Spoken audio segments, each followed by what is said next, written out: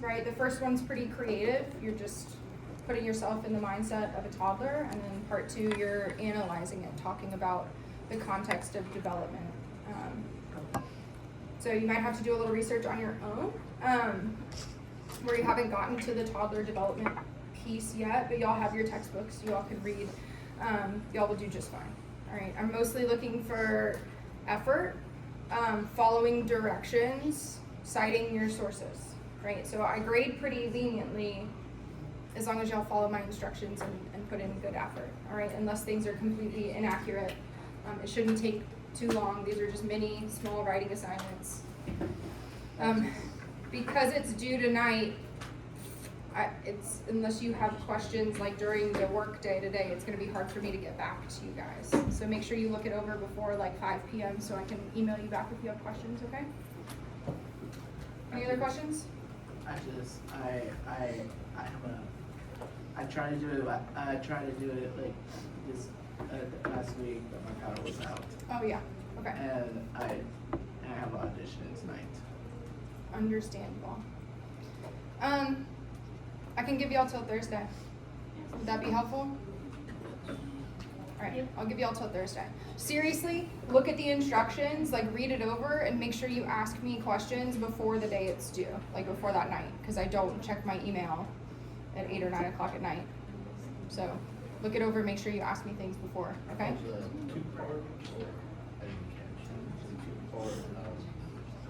It's one assignment, 2 to 3 pages total. Oh. There's part 1 and part 2. Part 1's like a page, part 2 is like a page or so. So you moved it to Thursday? Yeah, so I'll move the due date to Thursday for you guys, okay? Any other questions, issues? We good? Just about the formatting, is the whole thing supposed to be an APA or just additions? So, I'm not super strict at this level for APA. What I really want to see you guys do is learn to cite your sources, right? So it doesn't have to be perfect, but I want to see that you're doing in-text citations and you're giving me full references. I'm not going to mark off if they're a little bit off. It's a 200 level class. I'm also, you don't have to do like a title page, or I don't want abstracts, none of that. Please make it in like Times New Roman or Arial, like a normal font, double spaced, right? I'm not going to take off points, but don't send it in to me in like Comic Sans and purple font, okay? And if it looks presentable, you'll be good to go. I know, sorry. Any other questions? We good? Okay. So we're going to go over chapter 2 today. We're going to talk about prenatal development, pregnancy, and birth. So if y'all missed like health class in high school or weren't paying attention, congratulations. We're going to go over it again today. Lifespan development starts at conception, right? There's a whole lot that can change or alter development while a fetus is developing. So we're going to talk about those factors. First, I'm going to give you a little bit of a biology health lesson on how that happens, and then we'll talk about different factors that actually affect long-term development. So as a recap, the uterus is that organ that biological women have. It's like your womb, right? That's where cells implant, right? And cells divide and grow, and eventually placenta and fetus develop to term, right? Your cervix is the narrow portion where really baby's head comes out first, right? Head, shoulders comes through. So the cervix is what dilates. If y'all have seen those diagrams of the different circles, how big a woman's cervix will dilate when she's giving birth, it gets pretty big, right? To let baby's head and shoulders squeeze out.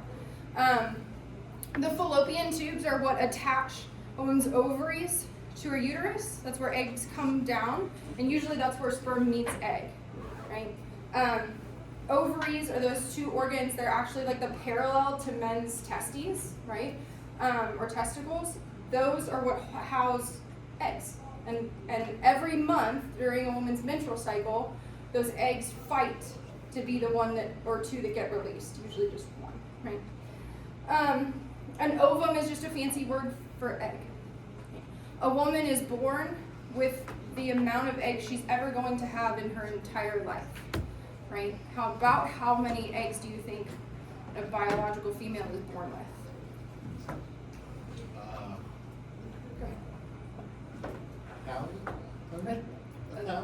5,000. Any other guesses? Or it's like one of those things where they can die off and then come back, like cells. It's a good guess. Or more can be produced. Any other guesses? 200. 200? What'd you say? Maybe like 10 or 12. About 500,000. About 500,000 eggs a woman's born with.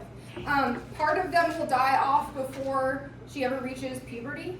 And then every month, hundreds of those eggs fight each other to be released. So those hundreds that don't win die off, right? So there's a combination. We'll talk about this more when we talk about old age or middle age. But what happens when a woman runs out of eggs, when there's none left? She can't get pregnant. She can't get pregnant and menopause, right? Then she goes through menopause. So we'll talk about that later too. This is your lovely diagram in case you don't know what it all looks like, right? You can see the ovaries there, the fallopian tubes that attach the ovaries to the uterus. The uterine lining, right? The endometrium, that's actually where there's implantation. And then the cervix is sort of that tight canal that baby squeezes through, then goes through the vaginal canal to be born,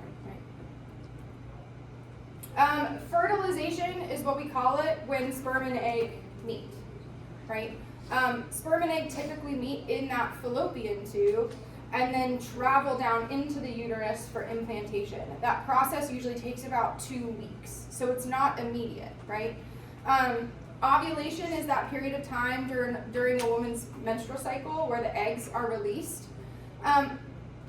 Usually, if a woman's trying to get pregnant, having sex during this time is the best time, right? Even if a healthy couple is trying to conceive, what do you think the odds are that woman gets pregnant? About how often will it be successful, do you think? Any guesses? Like 1/4 chance. So 1 in 4?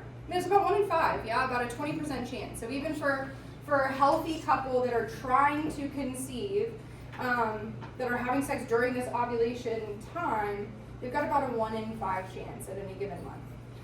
Now, who has heard that you can get pregnant at any time? Anyone? In sex ed, right? We've heard that, right? You can get pregnant at any time. Biologically, that's not true, right? Biologically, we have a window where that egg is traveling through the fallopian tube where sperm and egg can meet. The reason why they say, you can get pregnant a little bit outside that window before or after, depending on how fast egg and sperm are traveling, where they are, that sort of thing. The reason why they say any time is because we don't know when any given woman ovulates, right? Unless you're tracking it yourself and you truly can track the changes in hormones that happen, we don't know. So some women ovulate really early, some really late. Everybody's menstrual cycles are different. So they say you can get pregnant at any time because theoretically, as a whole, we can. Any one individual woman cannot get pregnant at any time. Does that make sense? But we can't track it, so it's just better safe than sorry. We're going to talk a little bit about chromosomes. Every cell has 46 chromosomes except sex chromosomes that come from sperm and egg, right? How many do sex chromosomes have? 12. Or sex cells, I mean. 12? No. Well, no. How many chromosomes do sex cells have? I thought it was when they meet they make 24. When they meet, they make 46. Oh, no, then it's 24. 23. 23. 23, right? So they have 23, and they combine. Your chromosome is strands and strands of DNA, right? And different chromosomes sort of map different things. DNA is basically a blueprint for who you are, right? And your genes are made up of specific segments of DNA that are all correlated to different things about who you are. What you look like, your personality traits, all of that sort of plays a role. Now, environment plays a role too, like we've talked about. This is sort of your blueprint. Which parent is responsible for a baby's biological gender? Dad, Dad. Why? because he has two. I don't know. He has two something. Oh, Yeah. He's the only one that carries the Y chromosome. He's the only one that carries the Y chromosome, right? So when we're talking about sex chromosomes, biological women have two X chromosomes, and biological men have an X and a Y. So when in sperm, they can have either an X or a Y. So the sperm technically has a biological gender of male or female. And that's what determines it, because every egg in a woman has an X chromosome, every single one, right? Are boys or girls more common to be born? Girls? Well, it's more likely to get bullied, but they die off easier. You're absolutely correct. You're all right. There's a tiny bit more females than males born, right? A little bit more. It's kind of inconsequential. But actually, when a woman gets pregnant, they're more likely to be pregnant with a male than a female. And the reason for this is that male sperm are faster. So they tend to meet egg earlier. Female sperm are stronger. They're more resilient. So you're more likely to miscarry, right? Miscarry just means an early loss of a pregnancy. You're more likely to miscarry a boy than a girl. Like biologically, they're just not as strong. So girls are not as common initially, but they do tend to be more resilient long term. So just biological differences from the get-go, right? Yeah. It also makes you think about how guys die sooner than girls. We will talk about lifespan. Women do live longer on average than men do. Yeah. So you can see here your 23 pairs of chromosomes, and then you have your XY chromosome. Imagine all of the things that can go wrong when sperm meets egg and these chromosomes combine and pair up, and then cells constantly divide, right? We're literally starting out as just cells that divide and divide and divide and divide. So all of the things that don't go to plan, right? When we think about matchups of chromosomes, sometimes we only get one. Sometimes we get more than two, right? Sometimes we get three. One very common diagnosis is trisomy 21, where you actually have 3 chromosomes of that 21st pair instead of 2. What do we call that? Down syndrome, right? Trisomy 21, Down syndrome, occurs when you have 3 of that 21st chromosome instead of 2, right? So there's a whole lot of diagnoses, a whole lot of ways that development is affected based on how this goes from the get-go, right? How sperm and egg combine. When we talk about prenatal development, that first stage is called the germinal stage, and it's only about 2 weeks. And in this 2 weeks, biological mom doesn't know that she's pregnant yet, more often than not, right? This is really the window for when sperm meets egg and travels through the fallopian tubes to be implanted. At implantation is usually about week 2, right? Sperm and egg meet and cells start dividing, right? A zygote is what we call a fertilized egg. So when sperm meets egg and they start combining DNA, that's called a zygote. And then they divide and divide and divide. Once this little ball of cells has reached about 100, we call it a blastocyst. And as it's moving, it's dividing, and then implants into the uterine wall. One of the interesting things, y'all know what a placenta is, right? A placenta is how baby gets what? Nutrients, right? That's how mom gives nutrients to baby. Now, where does the placenta come from? That's comes from the mom.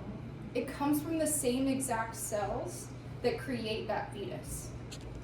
So what happens is that the cells start to differentiate, right? As they divide and divide and divide, cells are eventually going to become the placenta, and then some cells are going to become the fetus later on, right? They actually differentiate early on because women don't just naturally have a placenta unless they're pregnant and developing a fetus, right? That's not what happens. It's an organ that actually develops through the process.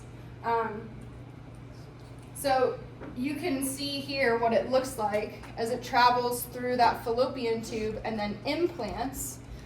Those cells are going to become the amniotic sac. Those cells are going to become the placenta. They're going to become the umbilical cord. They're going to become the fetus, right? They all just divide and differentiate. Week 3 is about when a woman can find out that she's pregnant. That's typically when you miss a period, right? Because you're not shedding that lining. You're not shedding the you're not shedding the uterine lining, right? Your endometrium lining. Because something's implanted, right? That blastocyst has implanted into the wall. So you're not resetting. Your body knows you're pregnant. You miss a period. And that's typically when you can start to take a test and your hormone levels have changed enough to actually tell whether you're pregnant or not. In this week 3 to week 8, it's called the embryonic stage. We don't call it a fetus until week 9. Do you guys have something to share back there?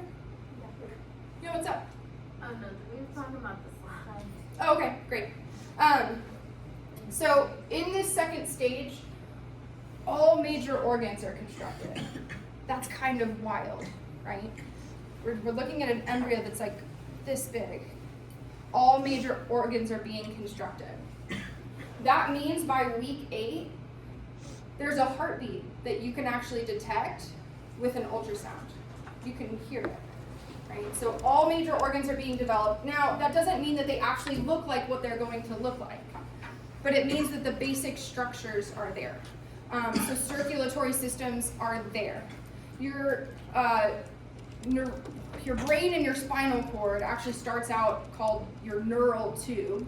So it looks a little bit different. It looks just like a tube, but those cells are eventually going to differentiate into brain and spinal cord.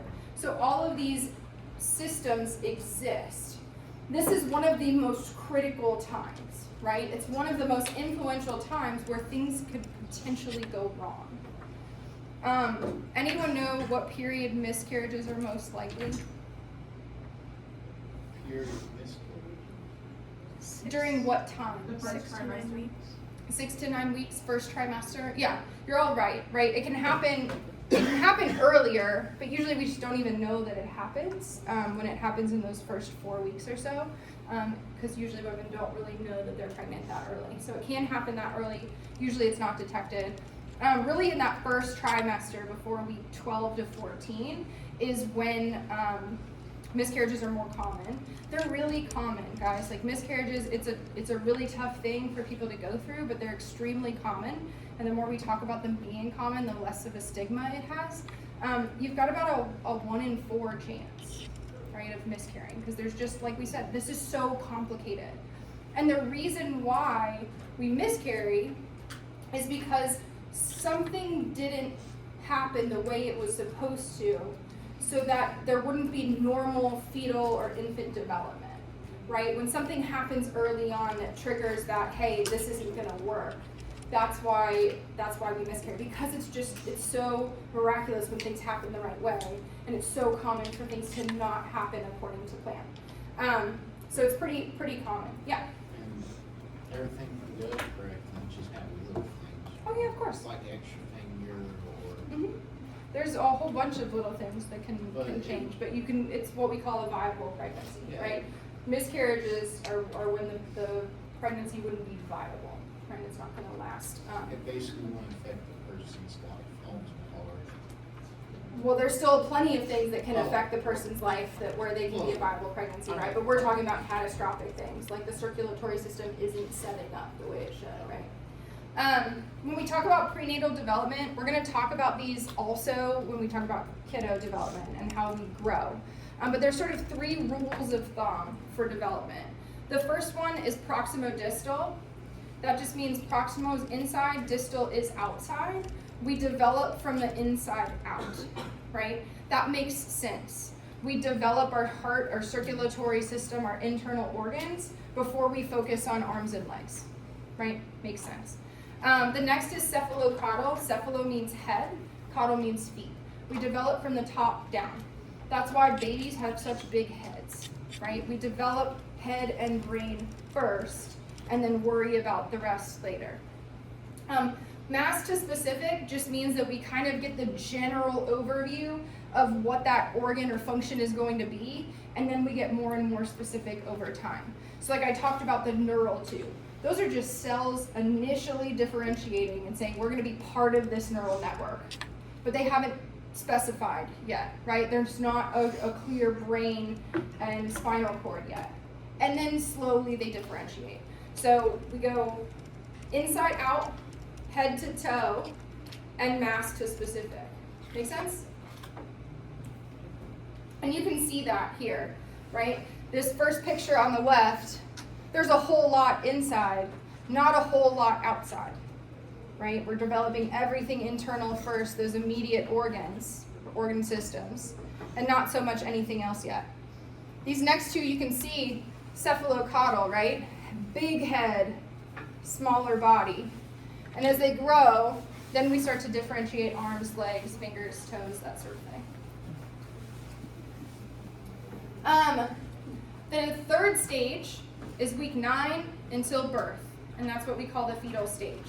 Now this is when everything is just focused on growing and specifying, right? So all of the major organ systems are there. We're just focused on healthy growth so that that baby can grow and have long arms and legs, bigger brain, differentiated brain and spinal cord, right? We're specifying those systems.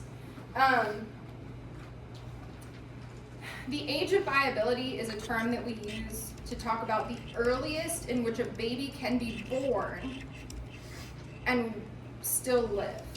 Now, this doesn't mean that it's a for sure thing, right? It means it's still really, really hard for a baby to survive, but they can be born at this age and survive. What do you think, how many weeks do you think is or months, how many weeks or months do you think is the age of viability right now? Yeah. I think it's around 23. 23, yeah, about 23 weeks. That's really early, y'all. You know how long a typical gestation is?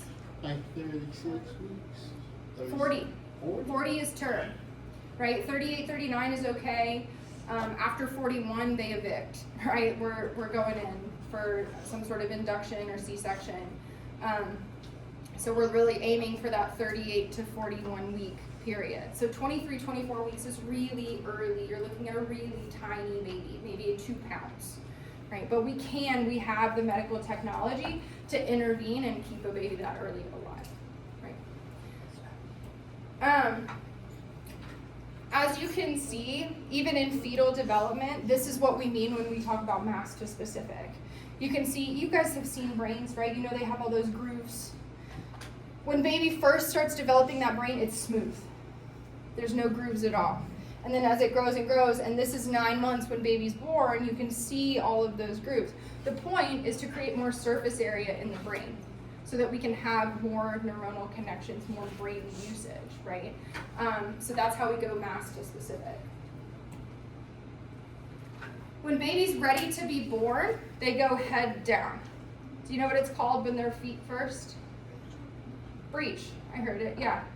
Breech baby, when their feet down. They can still be born that way. There's just some complications, right? Y'all see the umbilical cord? Where does the umbilical cord attach to baby? Belly button, right? We all have them. So placenta's there. Umbilical cord connects placenta to baby. When the baby's born, the placenta comes out too, right? Placenta detaches and comes out too. Yeah. What about C-sections? Mm-hmm. Yeah, with C-sections, they deliver the placenta as well. Mm-hmm. What do they normally do? Like throw it out? Or... Yeah, there's trends nowadays where people keep it occasionally. I've seen companies that like turn it into powder that you can like take in a pill. There's a lot of great nutrients in a placenta. In the wild, many species, they eat their own placenta for like the nutrients that they can give when they're breastfeeding. A lot of mammals do that, right? Usually they throw it away, right? Like usually it's bio waste. The amniotic sac is this sac that covers the baby. They usually don't come out still in that sac. What happens is the water breaks, right? Y'all have heard of that term, right? Your water breaking. Have y'all seen movies and TV shows where it looks like the lady just like had a gush of water and she peed herself on the floor? That's not usually how it happens, right? That's just media kind of going for shock value. Usually baby gets big enough, contractions start happening a little bit, and there's small tears. So usually that amniotic fluid just sort of leaks out. If they have to induce, which means that baby's not coming, it's 41 weeks, we need to kind of get this baby out, they'll actually break the amniotic sac manually to start labor, to start your body, and plus like a bunch of hormones that they pump into you to start labor as well. But that amniotic sac is what's keeping babies in fluid, keeping them hydrated, keeping them from getting squished, kind of, right? It's a protective layer. When they get too big, it breaks and they're born. Question. When we talk about pregnancy, women typically talk about it in terms of trimesters, right? First trimester is typically the worst. You can't really see or notice anything. You're not really growing much, but you tend to feel awful. Why do you think you feel awful in this first trimester? Yeah. It's where your body's getting used to a new feeling, I guess, or it's for it's getting used to a new formation in your body. Sure. And your body's trying, so part of it sees that as a threat, so all the immune system go up, which makes you feel awful and snotty and makes you want to vomit. And while the other parts, like, you ain't coming through when you ain't attacking this new formation. That could be part of it, sure. Your body freaks out and starts releasing a bunch of hormones. Hormones, right? Is that what you're gonna say too? Yeah. So there's a drastic change of hormones in those first couple months. Drastic. I mean, exponential growth of these brand new hormones that your body's not used to, right? We don't see such a crazy increase in hormones later on in the second and third trimester. So usually those symptoms of what we call morning sickness, that's not really in the morning, it's like all day. Usually we see those go away around week 14 to 16. That second trimester, you're typically feeling better. People typically talk about the second trimester being the best trimester because you're no longer sick, but you're not huge, right? It gets hard to move around and do things like tie your own shoes or get out of bed when you're in your third trimester because that baby's getting big and pushing on all your organs. Also, what happens in the second trimester is what we call quickening, which is just a fancy word for you can feel the baby move, right? That tends to be really reassuring for a lot of moms because they know baby's okay, they can feel him moving, feel him kicking around. They're starting to create that bond already, right? Third trimester, again, hard to move around, waiting for birth. There's a lot of issues that can come with third trimester. As you can imagine, like all your organs in your body right now are sitting pretty nice and comfortable, and they have to make room for a growing uterus, growing baby. So things like back pain, nerve pain, sciatica, things like you get a little bit of numbness and tingling sometimes if you're pressing on nerves too much. You have to go to the bathroom all the time because you're pressing on the bladder, those sorts of things. Women are typically fine. It sounds kind of scary, but it's not a big deal. Stay moving, stay active, and you're just fine. Do you all think depression and anxiety get worse, better, or stay the same during pregnancy? Worse. Worse, right? It actually doesn't. When we actually look at clinical depression and anxiety, it's about the same. Yeah. I was gonna say, it seems like it gets sometimes it seems like it gets way worse after pregnancy. Yeah, we can talk about postpartum depression, which is very specific and unique and limited in nature. nature. But actually during pregnancy, we don't really see an increase in actual clinical depression or anxiety. Now, there's a lot of stress, right? Pregnant women tend to report a lot of stress, typically as they get towards the end of their pregnancy. Why? They're about to push a baby out. Because they're about to push a baby out. Yeah. And why does that seem so scary? A million things could go wrong. It's gonna hurt. I see pain faces. How many of y'all in like TV or movies have seen like a really positive, happy labor and delivery? No, right? Like we can't think of one. And that really doesn't help. Pregnant women, other women who have had kids love to tell pregnant women about their like horror stories in labor and delivery and don't often like to share the positive, oh, everything went great and it was just fine. So when women are having especially their first babies, they tend to be scared and stress levels go through the roof because they're used to what we see in TV and movies of somebody screaming out in horrific pain over and over again, right? That's not really fair. It can be uncomfortable, things can go wrong, but we're not really setting women up for success by not talking about all the good, positive things that can come from it too. Ways to manage stress, manage pain, things like epidurals. Y'all have heard of an epidural, right? Some women are for it, some against, totally personal opinion, but that can really help the pain, things like that. Yeah. What is epidural? An epidural is basically like a nerve blocker. So they stick a needle that's about this long into your spine. I swear you don't care when they're doing it. You're just very excited. So they stick it into your spine and it numbs you basically from the waist down, right? So you're not feeling the pain from the contractions anymore. Yeah. My dad actually had to get one because he broke his back. Oh yeah, absolutely. It's not just for labor and delivery, it's for other things. Yeah. When it doesn't work, what does that mean? When an epidural doesn't work, so they have to be very specific in where they put it. And so sometimes if they're off just a little bit, like you might get more numbness on one side than the other, or they may have missed the nerves to actually block them. So theoretically, if it's done correctly, it should work. They used to have these cutoffs for when women could request them. Not so much anymore.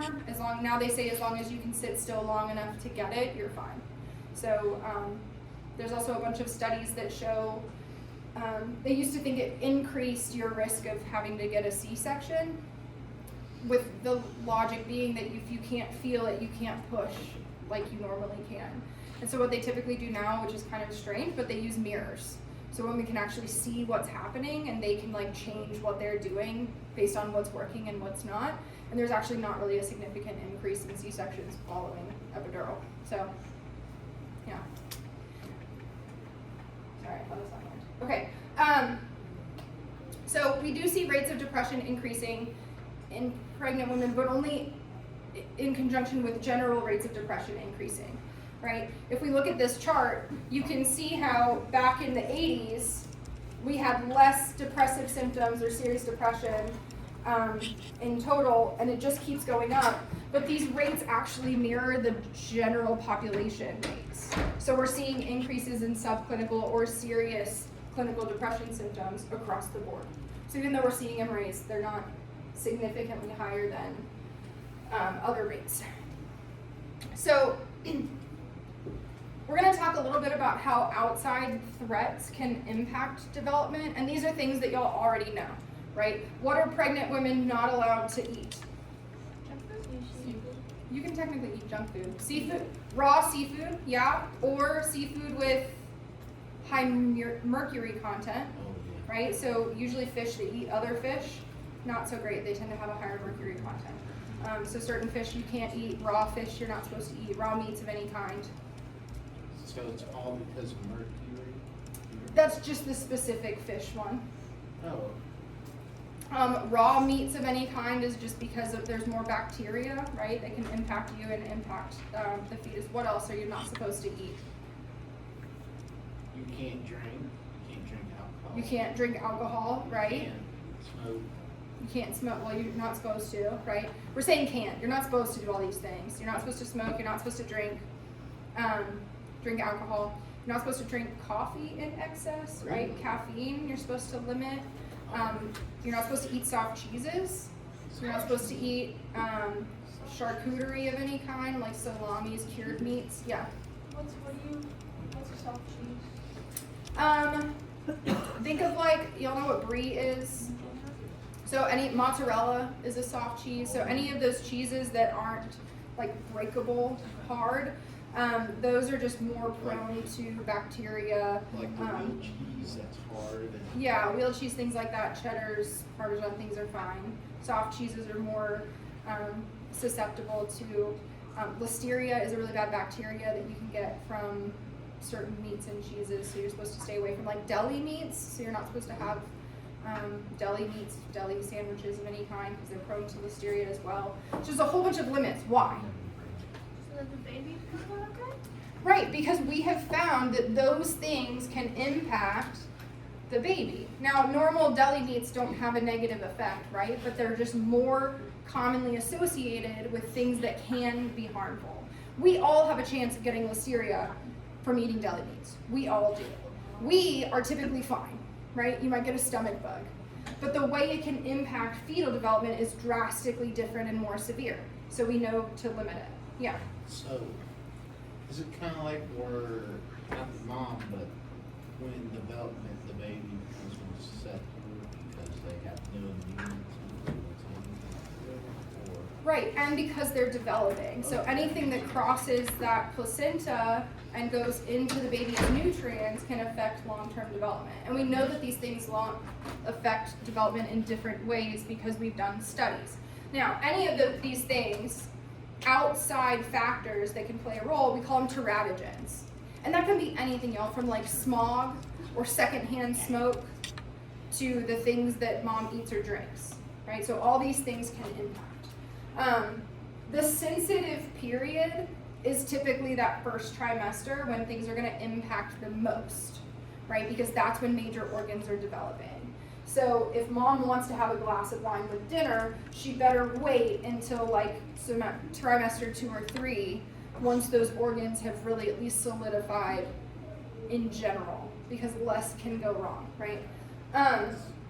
We have seen some correlations to certain teratogens with certain outcomes, right? Y'all heard of fetal alcohol syndrome?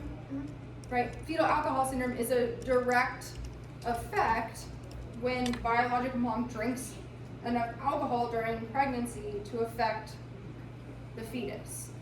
Typically we see like an adjustment period in the development. You can typically see they're like wider, their eyes are usually more widespread, and they typically have intellectual deficits, so issues with cognitive functioning, intellectual issues, things like that. Yeah. oh, you What happened? What would happen if a woman in the like first trimester had alcohol? What would happen to? Yeah, that's an interesting question. Now, it really depends on exactly when and how much, right? So, plenty of moms have not known that they were pregnant and drank alcohol in that early first trimester, and things turn out fine. If things don't turn out fine, it typically ends in a miscarriage early on, right? Now, the rule of thumb is that we don't drink when we're pregnant, right? We don't drink alcohol when we're pregnant. That doesn't mean that a single alcoholic beverage is going to impact fetal development. It just means that we can't ethically do research on it. Does that make sense? I can't take 100 pregnant women and say, okay, you don't drink alcohol, and this group is gonna drink 1 glass of wine a night, and this group is gonna drink 5, and we're just gonna see how it turns out, right? Like, we can't do that. And so the safest way to do it is to say none. Yeah. excuse me, have you ever heard of where a woman gets pregnant but she is addicted to drugs? Sure. And they've been doing drugs while they're pregnant, but when the baby's born, They're addicted. is that true? It is true. Yeah, absolutely. Yeah, babies are born with drug addictions if mom did drugs while she was pregnant. That's sad. It is sad. What do they do to help the baby? Do they just not do anything, or do they? give No, it up? so they, like they would do with an adult, there's a withdrawal process, right? And so they medically help the baby go through the withdrawal process, which can have really negative effects and really isn't fun to watch. But there are ways that we can intervene. Unfortunately, there's long-term effects too. So we do tend to see higher rates of developmental disabilities, intellectual disabilities, that sort of thing in those instances. Every teratogen has a threshold level above which bad things can happen, right? So we're not saying that any exposure is going to be catastrophic, and each teratogen has a different level where that threshold is. For example, for caffeine, they say a pregnant woman should not have more than 200 milligrams of caffeine per day. Anyone know like how many milligrams are in a standard cup of coffee? 80-ish, right? So really they say about stick to 2 cups. Y'all know that those energy drinks, right? They have anywhere from like 150 to 300 milligrams of caffeine, right? So mom should stay away from those. And the reason why they give an actual limit is because they've done studies of women just self-reporting how much caffeine they use. We're not controlling it, but we're just getting self-reports, and then we look at the outcomes. And above 200 milligrams a day has shown to be more likely to have negative outcomes. So like for pain meds that have caffeine, like Advil or Aleve, do they sit there and they limit you on those? It'd be really hard to take enough like Excedrin to reach 200 milligrams. I think Excedrin has pretty limited amounts of caffeine per dose, and you're really only supposed to take those every like 12 hours. So I think you'd be okay, you just have to watch it. Now I have 2 questions. How much caffeine is in something like Coca-Cola or Pepsi? Coca-Cola typically has less than coffee. I want to say like 60 Really? milligrams. Okay. It's not, yeah. Because But there's other issues with that too, with like the sugar or the aspartame, the fake sugar, and things like that. second, what if the mother has to take a certain medicine that has a high caffeine, like has to? Yeah, I mean that's not. Which I don't know if there's a medicine. There's not like there aren't medications that have high levels of caffeine. Now there are stimulant medications, right? If the mom has ADHD, there's stimulant medications. Any external medication could be considered a teratogen, right? So sometimes mom's on antidepressants, sometimes mom's on certain things that can have a negative effect. What they will tell you is that you should try to get off medications that have shown to have a negative effect. And there's some that are safer than others, right? So if mom's on an antidepressant, they'll probably switch her over to something like Zoloft because that's shown really low negative effects. The important part is to always balance mom's mental health with what's best for the baby, right? If mom's pretty stable, feels good about coming off of them, that's the best thing to do. If mom really needs them or they're really helpful, let's find a way to adjust to make sure mom's stable too, right? Because if mom's really struggling and stressed while she's pregnant, that's gonna have negative effects on the baby too. So we try and balance that out with any given situation. Yeah. What about anticonvulsants, like anti-seizure medications? That's a great question. I don't know. I don't know. Interestingly enough, pregnancy tends to be a protective factor for a lot of different chronic illnesses and issues. So it's almost like people who have chronic pain, people who have things like MS, multiple sclerosis, like they tend to not need their interventions while they're pregnant because the symptoms kind of reduce. So I don't know if that's true for seizures or not. I could look that up. But I'd be interested to see. I'm sure there's some sort of recommended outcome that's either it's safe to stop or we have an alternative. Oh, okay, yeah. Yeah. What if the mother's diabetic and she needs? Yeah. Is it normally fine? Mm-hmm. Really? It's fine. That's good. We've got to treat the things that mom has to make sure she's stable throughout That's good. pregnancy. Yeah. If you have seizures, can your child be born with them? Or like, what if you develop them later in life? Because I didn't get mine until I was in like late elementary. So there's a lot of factors at play in there about like what type of seizures and the onset, and certain types of seizures are you're more genetically predisposed to them than others. Some infants are born with pediatric seizures and then they outgrow them and they're pretty normal. So there's a whole list of things. It's absolutely possible that that's a trait that you can pass on, but it's not a for sure thing, right? A couple of the main ones we've already kind of touched on: smoking, right? Nicotine, tobacco, nicotine. There are outcomes that are pretty consistent, right? If mom smokes, babies are typically born a little early. They're born lower birth weight, and they tend to not grow at the expected rate, right? So they're going to be lower percentile for height, weight, head circumference. They tend to just be smaller babies. With alcohol, we see fetal alcohol syndrome, which we've already talked about. It actually delays the movement of eyes to the center of our face. I don't know if you've noticed from those fetal pictures, but our eyes start out over here on the side, and through development as we get bigger, our eyes move to the front. So that's why we see wide set eyes in fetal alcohol syndrome, which also correlates with brain function. So we say smaller than normal birth rate, like with nicotine, and then differences in brain development. Yeah. So you said that the babies can develop slower, right? Could a baby develop faster than normal? Or no? Faster is not the right word. I just meant they're going to be a lower percentile. So when they're born, they're going to be smaller birth weight. They're not going to be as long. Their head circumference isn't going to be as big. So yeah, there are definitely like babies that are born in that upper percentile. There tend to be less health consequences with larger babies. Yeah. Have y'all heard of the term generational trauma? Yeah. So the term generational trauma means that we sort of pass on traumatic effects to our kids.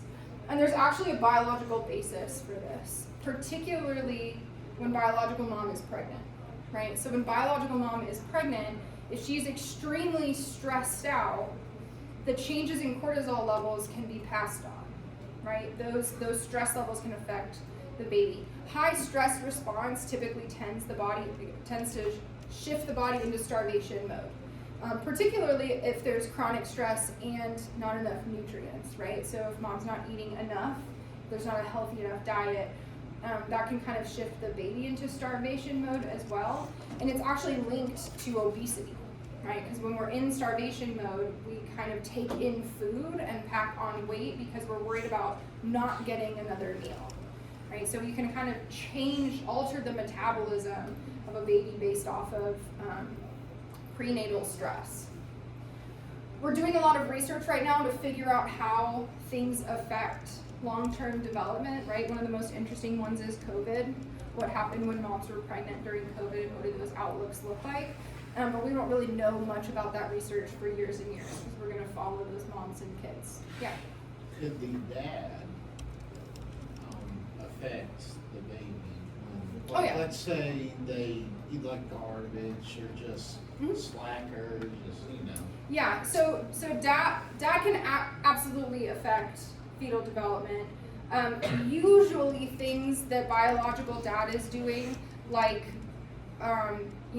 eating like garbage or smoking or doing drugs or drinking too much, all those sorts of things are going to affect the sperm, right? And so the sperm affected means that mom's not as likely to get pregnant. So that typically doesn't have as negative of outcomes. However, there has been a link for paternal age to things like autism spectrum disorder and things like that. Yeah. I've also heard the stuff like in Vietnam, the men would come back and they got sprayed with Agent Orange, and whenever the baby would come out with something like they would come out with autism or a deformity or just would die young, sadly. So.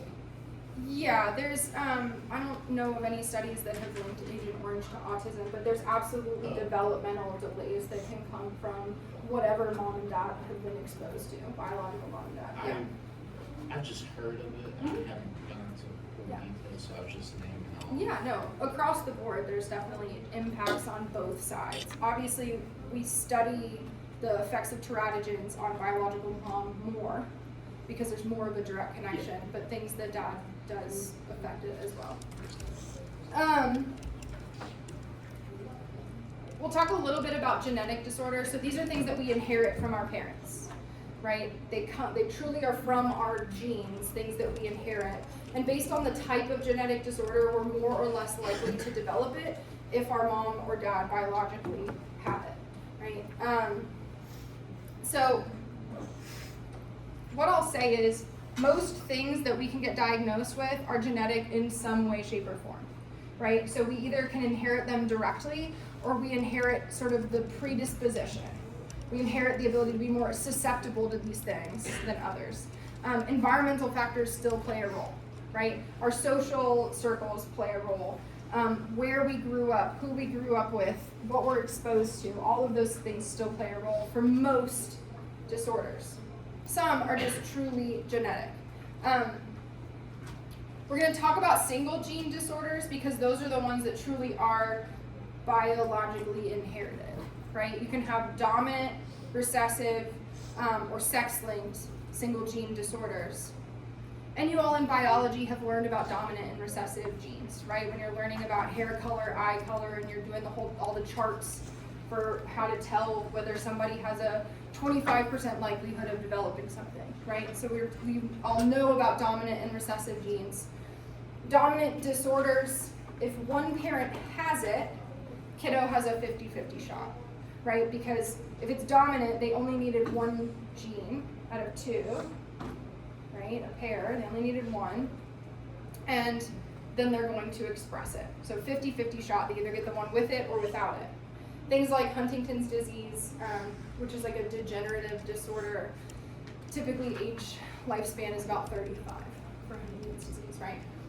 Recessive disorders are a little bit different. You get it by inheriting 2 copies, but mom and dad can be carriers and not actually express, right? If you have it, you're most likely not going to have children because these tend to be pretty severe, but mom and dad can be carriers. So things like cystic fibrosis, mom can be a carrier and dad can be a carrier. And if mom and dad are both carriers, the kiddo has a 25% chance of being born with cystic fibrosis. And we'll talk about this in a minute, but before we had no way to track this. Because if you're just a carrier, you're not actually expressing any of the what we call phenotypes, right? Like the outward expression of that gene. Because it's recessive, you only have one, you're what we call a carrier. Sex-linked single gene disorders tend to affect male children because they've got that 50-50 shot, right? Female children have a protective factor because they have 2 X chromosomes. When there's only one of each, men are more susceptible, so they tend to have a 50-50 shot. This kind of makes you think of, how we sometimes we catch a cold and we're just kind of miserable, but when y'all catch a cold, y'all seem fine. I don't think there's any scientific basis well, I know, but for it's how we the- respond to colds. I know, but it's the running joke where That is a running joke. where if a what? That is a running joke. Yeah, where if a guy gets sick, they're just bad and running, just feeling miserable. But if y'all get sick, it's just y'all walk it off like it's nothing. Yeah, I think the running joke is that that's more based on resilience and need than based off of anything genetic. Yeah. I thought it was where the XX tops over each other and it makes this. No, it has nothing to do with illnesses Oh. or immunity. Sorry. So if we see this, how cystic fibrosis can play out, right? This should look familiar, right? If both parents are carriers, there's a 25% chance kiddo won't get either, right? There's about a 50% chance that kiddo will be a carrier, and then there's a 25% chance that they'll be dominant, they'll have cystic fibrosis. So what we do now is genetic testing, especially if you know it runs in your family. If we do genetic testing, you can actually figure out if you're a carrier. So by figuring out you're a carrier, what we do is typically if biological mom and dad want to have a baby and they're both carriers, they'll do what we call IVF, right? They'll make sure that their sperm and egg both aren't carriers, and then kind of implant outside of the womb, and then put that, or they'll combine sperm and egg outside the womb, right? And then they'll implant that embryo into mom, knowing that kiddo is not going to have cystic fibrosis when they grow up. So we can do a lot of genetic testing. Genetic counselors are kind of everywhere. There's a ton of things that we can test for. We've been able to do this for a long time. We're just learning a lot more about genes than we've ever really known before. So like 20 years ago, we really only knew about 2 or 3 genes that were linked to breast cancer. Now there's hundreds that we can test for, right? So there's just, we're understanding more, it's becoming more available. Insurance is covering it more if there's any sort of risk involved. There's prenatal tests that we can do. Typically what happens is early on, about 10 to 12 weeks, mom will get a blood test. And that blood test can tell you with about 99% certainty that there is nothing significantly wrong, right? If it pops up that there's like that 1%, we don't really know, it's inconclusive, then they'll do more serious testing. The more serious testing can look like chorionic villus sampling, which just goes in and basically takes some of the amniotic fluid. Amniocentesis is similar, it just depends on at what stage you're doing it. So CVS we do earlier, typically like around 13 weeks. Amniocentesis we can do later if there's developing concerns based off of ultrasounds and MRIs. Right, so the procedures are a little bit different, but that can give you a more conclusive test on whether we think the fetus might have Down syndrome or something else going on. Infertility rates are rising, and when I say infertility, I just mean the number of babies being born, right? Fewer babies are being born now than they were before. Why? Economy. The economy? What do you mean by that? People don't want to have a child, they can't care for the child. It's or if they have a expensive. child, it's not cared for well.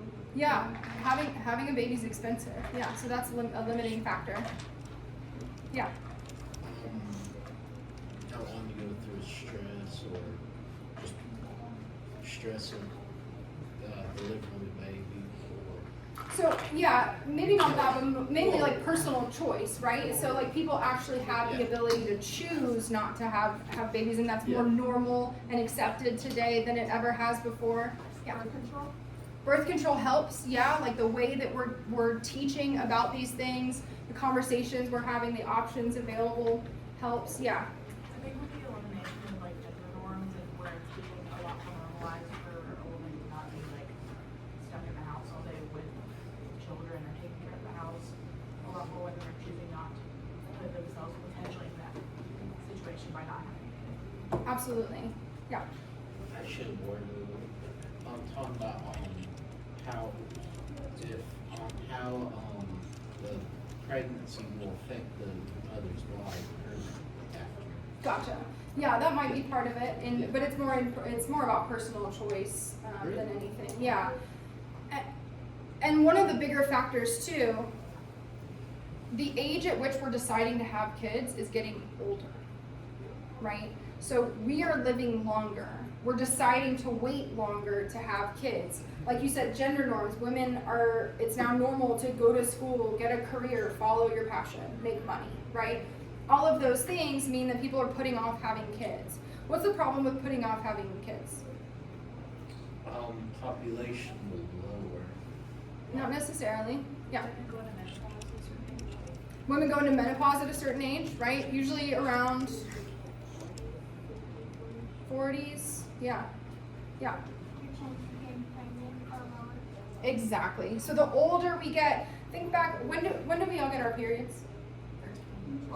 13, 14, 12, 13, 14, around there, right? Early teenage years. That means your body is ready to have a baby at 12, 13, 14, right? Because our life expectancy way back when was like 30. So if you weren't having kids at 12, you weren't having kids. We live to be about 76 now, right? So 70s, 80s, we're looking at longer lifespans, we're choosing to wait, except that it's hard to get pregnant when you're in your mid to late 30s.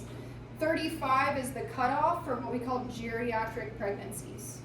Ouch, right? And that just means that you're at higher risk. So when you're at that 35 or older and you're having higher risk, your likelihood of getting pregnant goes down.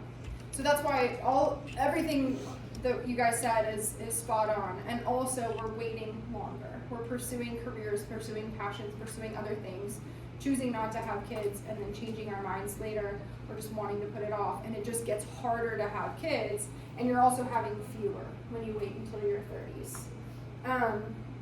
Assisted reproductive technology is just anything where we're using medical technology to connect sperm and egg outside the womb, right?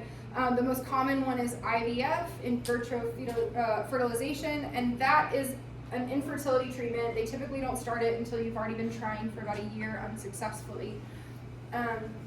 It's an optional, it's like a procedure, right? It's an optional procedure, so most insurances don't cover it. And unfortunately, it's not always successful, right? So a lot of people use IVF for a multitude of reasons. There's all sorts of things. Your fallopian tubes can get blocked. You can have endometriosis, which causes scarring in your uterine lining, which can make it hard for something to implant, right? You can have some trouble with your eggs actually coming out during ovulation the way that they should. So there's all sorts of things that can make it difficult for a woman, a biological mom, to get pregnant. So people turn to IVF. They also turn to IVF for things like if you're a carrier of cystic fibrosis, because of that genetic testing, we can opt into it. You can see the success rate of IVF here. It goes down dramatically when you start to hit your 30s. Like age 30 and forward, rates start to drop. The trouble with this is that's usually when people are leaning into it, right? In their 30s is usually when people are opting into it. So the success rate for IVF at any given try is about 33%. Any guesses as to how expensive one round of IVF is? It is not $1 million. Thousands? It is thousands.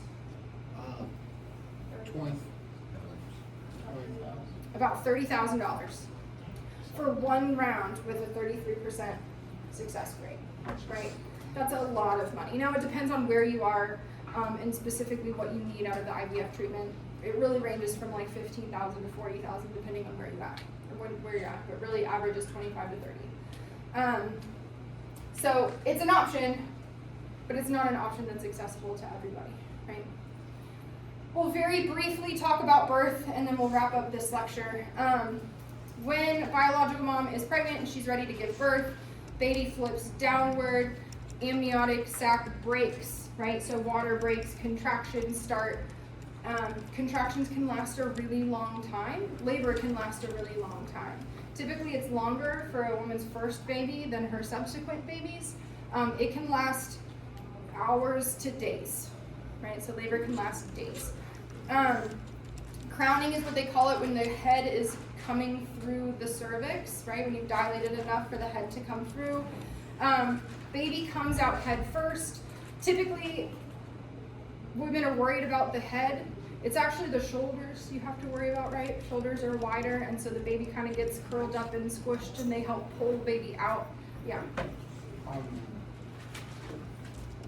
Could the baby be too big Correct. for it to come out, so it has to Absolutely. come in C-section? Yeah, about 1 out of every 3 births is done by C-section now. So it's you've got about a 33% chance. They're really common for a variety of reasons. But when we talk about natural birth, what happens during a C-section is very similar. They cut the opening not very wide so that baby can squeeze through also, partly because some of the fluid in their lungs comes out through when they're being squeezed. So that squeezing process is actually really helpful for baby's health. So they've learned to keep the scar or the opening pretty small to help squeeze baby out as well. So it's really, you're looking at a cut about this big. So baby's born, the placenta comes out, right? You deliver the placenta. Usually mom doesn't even notice because there's a screaming baby on her chest, right? So women are supposed to be really careful for the next like 6 weeks. Anyone know why? With C-section, it's kind of self-explanatory, right? They have a cut, right? They've had surgery. Yeah. The body has experienced trauma. What is traumatic about it? The birth itself. It was this big, and now it's this big. It hurts your organs and all that have to go back to normal. They do. So the uterus actually stays pretty large. It takes weeks for it to go down. The biggest reason is because that placenta detached from the uterine wall. So you've got a kind of like a wound inside that's like about the size of a salad plate, right? Initially. It doesn't hurt, you don't really feel it, but your body has to heal, right? So mom has to be pretty careful those first 6 weeks because there's actually internal wounds that have to heal. We talked about breech births. What I'm going to talk about first is how things have changed, the way we look at birth, labor, delivery. I promise I'll get y'all out of here at 3:15. So it used to be done at home all the time, right? We had midwives, we didn't really have doctors, it was a family affair, women from the family would come to help. There's pros and cons to this, right? We're more comfortable, we're around people that we trust, we're in an environment that's inviting, something we're comfortable with. However, medical interventions aren't there quite as often, right? So if you need an emergency C-section, that's not available. Most women used to give birth on their backs. Anyone know why?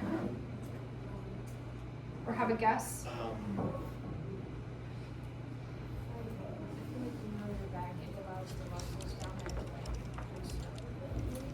You would think so. It's actually because it's easier for the doctors.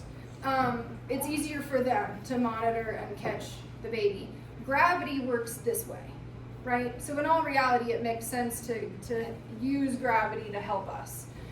We've started to learn about that more, so there's a variety of different ways that women give birth now. There's birthing balls and peanuts and squat bars and all these sorts of things that actually help us use gravity and the way our bodies are meant to work to our advantage, right? So we've learned more about that.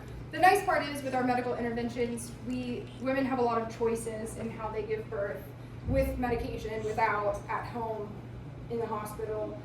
There's pros and cons to everything, and there's no one right answer, but we do have a lot of tools at our disposal. We already talked about epidurals and C-sections. When a baby's born, they use what's called the APGAR scale to basically very quickly rate how healthy that baby is. So they're looking at their heart rate, they're looking at muscle tone. Babies come out like this, right? Arms and legs splayed, screaming, right? So muscle tone, they should be like this. If they're all limp, there's something wrong, right? So they quickly rate muscle tone. Respiration, how they're breathing, how do they check for that? If you cry, right? If baby's breathing, they're screaming when they're born, right? Reflexes, they'll do some quick reflex tests. Usually they take baby's foot and run a finger along it and their toes should splay. That's a great indicator of reflexes. That's called the Babinski reflex. And then color. Usually babies don't ever score like a 5 out of 5 on the APGAR scale for this because they're usually like pink or blue from being cold and out in the open and screaming, but that's okay, right? Doctors are looking at them, making sure they're not yellow or super blue. So we're looking in general, decent scores for all of these things. We've talked about low birth weight. When babies are born with issues, they go to the NICU, right, the neonatal intensive care unit, where pediatricians will monitor constantly. We can give all of those medical interventions, oxygen, help with breathing, things like that. This last slide always makes me laugh because that baby over there was definitely not born now, right? Like that is not what a baby looks like when they come out. That's probably like a week-old baby. But yeah, has an excellent APGAR score, nice color, arms out, they're breathing. NICU babies tend to look a little bit smaller, need a little bit more help. All right, thanks for sticking with me. I'll see you next class.